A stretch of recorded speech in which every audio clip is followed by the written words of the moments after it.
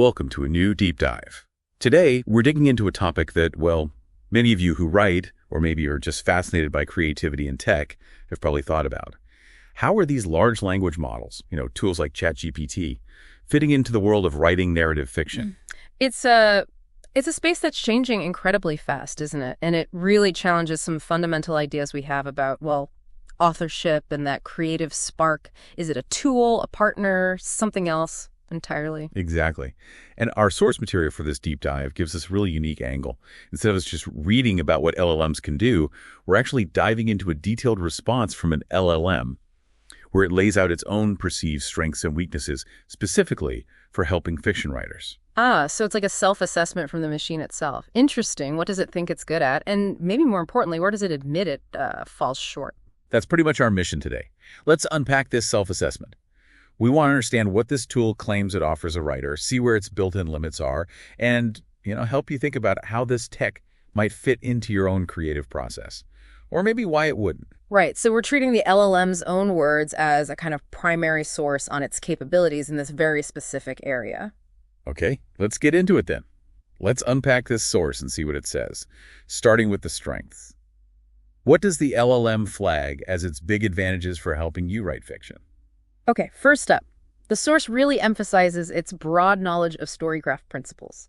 It basically claims it has a deep understanding of narrative structures, tropes, all that foundational stuff. And it gives examples too, right? It doesn't just say, I know stuff. Yeah. It mentions summarizing and comparing things like the classic 3-act structure, 5-act, even nonlinear approaches you might see. Exactly. And what's powerful there isn't just that it knows these things exist, but that it can instantly access and, well, explain them. Think about it. If you're a writer trying to outline, or maybe you just feel something's off in your plot, having something that can instantly pull up, say, the beats of the hero's journey, or explain genre conventions, like a meet-cute in romance, or the typical whodunit structure. That speed of access is huge. It's incredibly fast. Yeah, that seems like a key point right there. It's not just having the info, it's getting it now. The source even says it can suggest ways to, subvert those tropes, like revealing the killer early in a mystery. And then it goes further, suggesting how you might make that choice feel earned by the end. So it's not just listing rules, it's thinking about breaking them and what narrative consequences are. Okay, so it understands patterns well enough to play with them. Interesting. What are the actual writing, the prose? Right. So moving from structure to the words themselves, the source also highlights its ability with sensory and descriptive techniques. Because it's trained on just immense amounts of text, it can offer a huge variety of words and images. Yeah, that's the idea. The example it uses is, say you want to describe a medieval castle at dawn.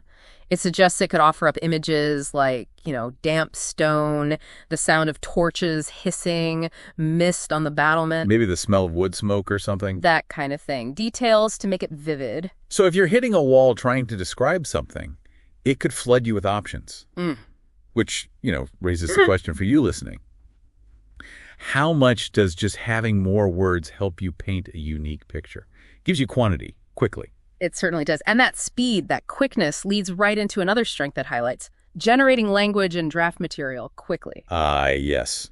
This feels like a really big potential use case, especially for, writer's block. Definitely. The source talks about providing scene prompts, free writing starters. You give it a little seed like, I don't know, a tired detective goes back to their childhood home. Exactly. And it could potentially spit out a first draft of that scene or just a sketch with some sensory details to get your own thoughts flowing. That rapid output could be massive if you're just staring at that blinking cursor. Yeah, I can see that. And it's not just scenes. It mentions dialogue variations, too. You could give it a simple line like, I don't trust you, and ask for different versions, maybe different tones, different subtext. Or even different ways people might say it, depending on where they're from. Potentially, yeah. It allows you to sort of sample different deliveries really quickly. Okay, this is where it gets really interesting for just raw speed and trying things out. Rapid prototyping for bits of writing. Now, the source also claims it's strong with something that, well, drives human writers crazy in long projects. Maintaining consistency across long passages. Oh, yes. Forgetting if a character had blue eyes or brown, chapter to chapter. It says it can help with that. It suggests it can track established details. Character traits, height, dialect, maybe their core beliefs, or even your world-building rules. The limits of magic in your fantasy world, or the political setup in your sci-fi story. The idea being it helps you avoid those embarrassing slip-ups, like giving someone green eyes in Chapter 10 when they were Hazel back in Chapter 2. Exactly. And if you think about a whole novel, keeping all that straight across hundreds of pages is tough. This suggests the LLM could be like a tireless digital continuity supervisor. That's a very practical application. I can see writers liking that. Okay, so beyond consistency, it also thinks it's good at ideas for plot twists and subplots. Yeah, it positions itself kind of like a brainstorming partner. It can generate those what-if scenarios pretty quickly. What if the wise old mentor is secretly the villain? Or what if that magic sword they find is actually cursed? That kind of thing. And if you're juggling multiple viewpoints, multiple storylines, it suggests it can help weave them together. Maybe propose points where characters' paths could cross, or even flag potential pacing problems, like, hey, this B-plot hasn't connected back to the main story in a while, maybe tighten that up. Interesting. Okay, what about refining the text? Editing. Right, that leads to revision suggestions and language polishing. This is moving from the big ideas down to the sentence level. So it can give feedback on the actual writing, like catching overused words. That's what it claims. Flagging things like, too many adverbs really, very, or suggesting ways to fix passive voice constructions, or just tightening up sentences that ramble on. That sounds like basic copy editing almost. Sort of. It also mentions it could potentially check for thematic consistency in the language itself. So if your theme is, say, redemption, it might scan a scene and flag imagery that feels off. Maybe too many cheerful descriptions in a part of the story that's supposed to feel bleak. Wow. Okay. Looking at the micro-level words through the macro-level theme, that's quite sophisticated if it works well. And finally, there's a practical strength that's just, hard for any human to beat. It's accessibility and 204/7 availability. Right. Unlike your writing group or your editor, it's just there, instantly, day or night. Exactly. You can get ideas, feedback, draft snippets whenever inspiration hits. No need to schedule or wait for someone to get back to you. That constant availability, that speed, is definitely a unique thing these tools bring to the table. Okay, so that's quite a list of potential superpowers for writers, according to the LLM itself. But its self-assessment is also pretty honest about where it struggles. Let's dig into those identified weaknesses now. Right, and the biggest one it mentions seems pretty fundamental, doesn't it? The lack of genuine lived experience. It says, point blank, it doesn't actually feel things. This is absolutely critical, I think. It's trained on countless human texts describing emotions, grief, joy, love, fear, whatever, but the source admits its descriptions might be, linguistically correct. It knows the right words to use? Exactly. But it lacks that subtle, nuanced emotional truth that a human writer brings from their own experience.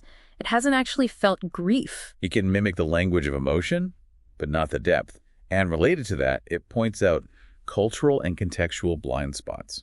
Yeah, because its knowledge comes from statistics in the data, it can accidentally reproduce stereotypes or just get things wrong when it comes to very specific cultural details. Yeah. Think about the subtle nuances of a particular dialect from a specific time and place, or the sensory reality of a truly unique fantasy culture that isn't just Earth with elves. And it actually says you need to cross-check this stuff Right. against real sources or people with lived experience. Explicitly.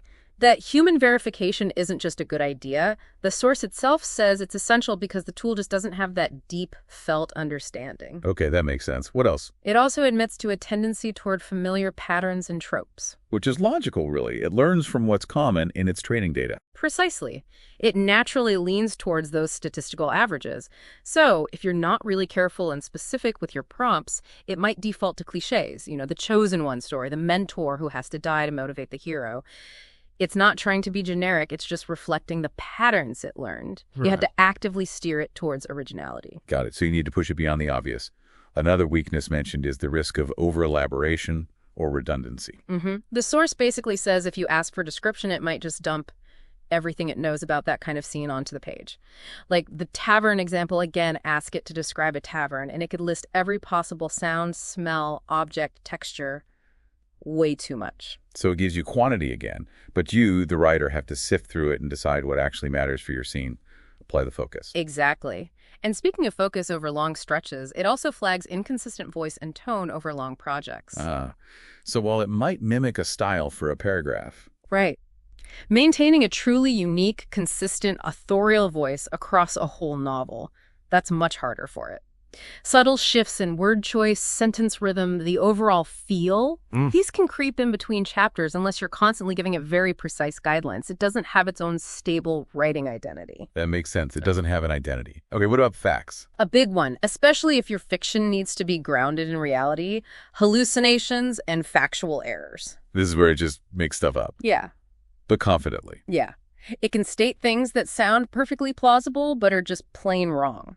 This is super risky if you're dealing with specific historical details, technical stuff like how metallurgy worked in the Bronze Age, or specific dates of battles. Or even just keeping the internal logic of your own fictional world consistent if it's complex. Definitely. And the source itself really stresses this. You have to verify these kinds of details independently. You just can't trust it blindly if accuracy matters. Okay, crucial warning there.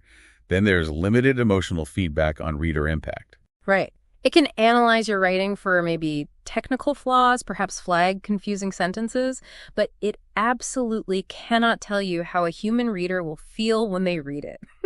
It has no idea if your big plot twist actually lands with surprise, or if a character's death feels genuinely moving, or if that joke you wrote is actually funny. Which underlines why you still need human readers, right? Beta readers, critique partners, editor. SAWs, absolutely essential. They provide that irreplaceable human reaction, that emotional resonance check that an LLM just can't simulate. Okay. And the last weakness mentioned.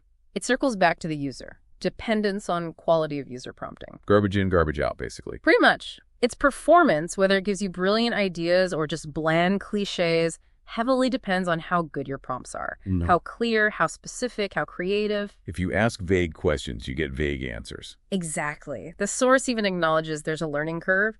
You, the writer, need to figure out how to talk to the tool effectively to get the best out of it and kind of steer around its weak spots. Okay, so that's a pretty balanced picture. Powerful in some ways, fundamentally limited in others. Given all that, this candid self-assessment, how does the source suggest writers actually use it effectively? Well, it offers some pretty practical advice based on that profile of strengths and weaknesses. First, use for microtasks. Meaning, don't ask it to write your whole novel in one go. Right. Ask for smaller, specific things. A paragraph describing a particular object, a few lines of dialogue for one specific interaction. Maybe just outline bullet points for a scene. Working in these smaller chunks helps manage that voice inconsistency issue and really leverages its speed for targeted tasks. Makes sense. What else? Second, provide clear style guidelines. Be really explicit about the kind of writing you want. Tell it your preferred sentence length, how much detail you want, the specific tone. Is it gritty noir, whimsical fantasy, formal historical? The more guidance, the better it can approximate your intended style. So you have to be a good director. In a way, yes. Yeah. And third, maybe most importantly, treat outputs as drafts. Always. This isn't finished prose dropping onto your page. Not at all. You must revise it thoroughly. Cut the cliches it might generate. Double check every single fact it gives you, and really ensure the emotional tone feels authentic and matches your actual vision for the story. It's raw material, not a final product. Exactly. And finally, it recommends, combine with human feedback. Don't rely only on the LLM. Pair its outputs, maybe its brainstorming ideas or its initial line edits, with feedback from actual human beings. Use those humans for the things the LLM can't do well. Judging cultural sensitivity, gauging emotional impact, assessing the overall story resonance, the subjective feel, that human perspective is key. Right. The LLM can't tell you if the story works on a human level. Precisely. So the bottom line from the source itself seems to be this.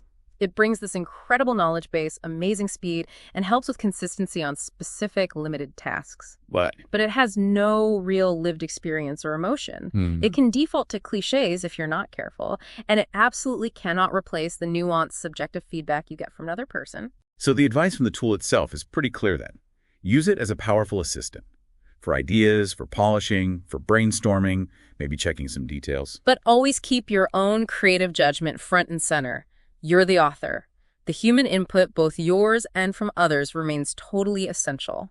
So wrapping this up, what does all this mean for you if you're a writer listening or just someone interested in these creative tools? Well, this deep dive into the LLM's own perspective shows us a tool with some genuinely impressive abilities.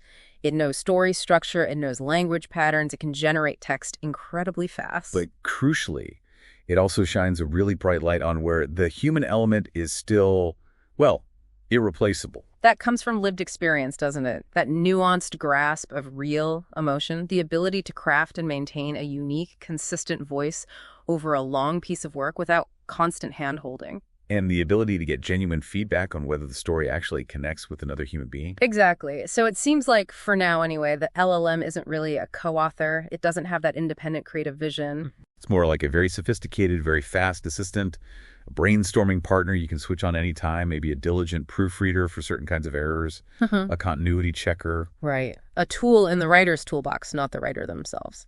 Which leaves us with a pretty big question to ponder, doesn't it? As these tools inevitably get better, more capable, more integrated into how we work, how is our very definition of authorship going to change? How will the creative process itself keep evolving? If bits of drafting or research or even polishing get partly automated, what's the unique essential contribution the human creator makes? Something for you to think about. Definitely something to mull over. And that's our deep dive for today.